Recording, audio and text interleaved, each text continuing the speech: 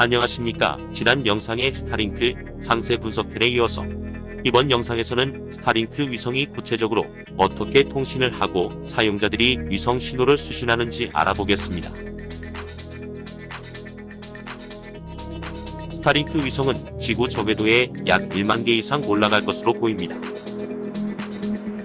영상에서처럼 지구 위를 촘촘히 덮어서 모든 지구 영역을 커버리지할 것을 목표로 하고 있습니다. 스타링크는 이와 같이 저궤도 상의 많은 위성들을 활용해 인터넷 신호를 릴레이 하듯이 전달할 것으로 보입니다. 이와 같은 인터넷 전송 방식은 기존의 고위도 통신 위성보다 훨씬 빠른 속도와 저지연성이 가능하다고 합니다. 고도가 높은 고궤도 3만에서 4만 km 고위도 위성은 너무 높은 고도로 인하여 레이턴시와 속도가 너무 느립니다. 반면 저궤도 위성은 고도가 낮아서 빠른 응답 속도가 가능합니다. 스타링크 위성은 기존 해저 케이블을 통한 광섬유 통신보다도 더 빠르다고 합니다. 절대적인 통신거리는 해저광 케이블이 더 짧지만 광섬유 안에서의 빛의 속도는 우주진공상에서의 빛의 속도보다 약 30% 느리게 움직인다고 합니다. 결국 스타링크 저궤도 위성의 개수만 충분히 확보한다면 대륙 간 통신에 있어서는 더욱더 빠른 속도가 가능하다는 이론적 근거입니다. 다만 일부 사람들이 생각하듯이 LTE나 와이파이 신호를 받듯이 스마트폰이 직접 위성 신호를 수신하는 것은 아닙니다. 영상에서와 같은 위상 배열 안테나와 라우터가 필요하다고 합니다. 현재 이 안테나는 한화 약 20에서 30만원 가량 책정 예정이라고 합니다. 다운로드 속도는 80Mbps에서 일부 지역은 100Mbps가 넘는 속도가 나온다고 합니다. 업로드 속도는 20Mbps 정도이며 레이턴시 즉 지연 정도는 18에서 50ms 사이로 나온다고 합니다. 아직 베타 서비스이고 지역에 따라 편차가 심한 듯합니다. 그러나 이제 목표로 한 위성수의 100분의 1도 안 되는 상황에서 이 정도 인터넷 속도는 전문가들도 놀라고 있는 수준이라고 합니다. 실제로 베타 서비스를 받고 있는 미국 북부와 캐나다 남부 지역 오지의 경우 지역 로컬 유선 인터넷 서비스보다 오히려 더 빠른 인터넷 속도라고 합니다. 이 스타링크 수신 안테나는 위상 배열 안테나로 기존의 파라볼 안테나와는 다른 시스템이라고 합니다. 위성 수신부가 평평한 평면으로 이루어져 있으며 위성이 움직이지 않아도 수신 방향이 패시브하게 자동 조절한다고 합니다. 현지 미국 사용자 커뮤니티 글에 의하면 처음 가동 시에는 위성 안테나가 하늘 위 위성을 찾는 가동이 있다고 합니다. 또한 겨울철 안테나에 쌓인 눈을 녹이기 위한 히터도 향후 적용된다고 합니다.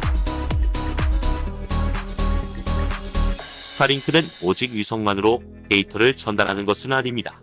지상 기지국이 있는 곳은 기지국과의 상호 데이터 전달로 좀 더 효율적인 통신 시스템을 구축합니다. 하늘 위 위성 통신의 짧은 순간 공백기가 발생하거나 서비스 지역이 위성 서비스의 음영 지역에 겹쳐 있을 경우 지상 기지국이 데이터를 릴레이 해주는 것으로 알려져 있습니다. 위성이 데이터를 지상 기지국으로 전송하고 다시 지상 기지국이 그 다음 위성으로 전송하는 방식입니다.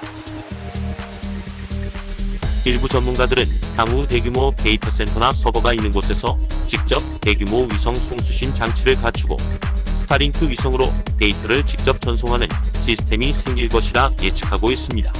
이렇게 되면 스타링크 위성 시스템을 통하여 개개인의 소비자가 직접 대형 서버 데이터 센터와 데이터를 교환하는 시스템이 가능하다고 합니다.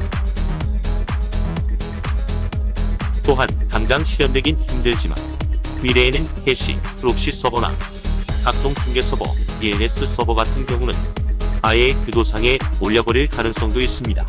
만약 실현 가능하다면 인터넷 속도와 지연을 획기적으로 개선시킬 수 있을 것입니다.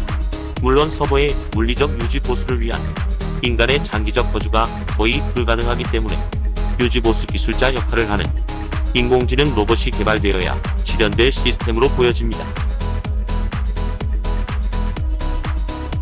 차량 간 통신에 있어서도 스타링크 위성 서비스 장착 차량이 교통, 도로, 데이터 센터와 같은 역할을 할 것으로 보입니다.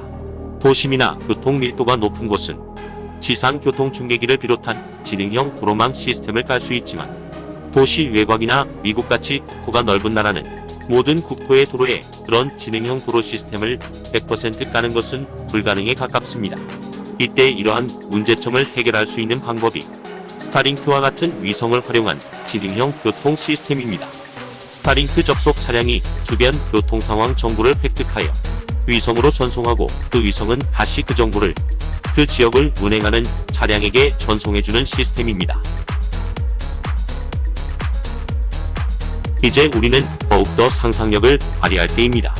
일론 머스크의 위대한 꿈이기도 하는 인류의 화성 탐험에 관한 이야기입니다. 먼 미래가 되겠지만 언젠가 인류는 화성에 도달할 것입니다. 그러면 필연적으로 화성과 지구 사이의 통신 문제는 매우 중요하고도 어려운 과제가 될 것입니다.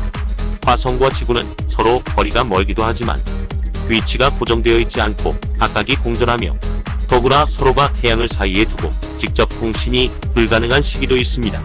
필수적으로 서로 간의 통신을 중개할 중개위성이 많이 필요할 것입니다. 스타링크 위성은 이러한 행성 간 데이터 통신의 시발점이 될 주춧돌이 될 것입니다. 지금의 스타링크 위성 모습이 향후 미래에는 이런 모습이 될지 누가 알겠습니까? 저 궤도를 비롯한 지구 궤도를 먼저 선점하는 기업이나 국가는 향후 지구 궤도를 지배하는 새로운 문명을 만들 수도 있는 것입니다.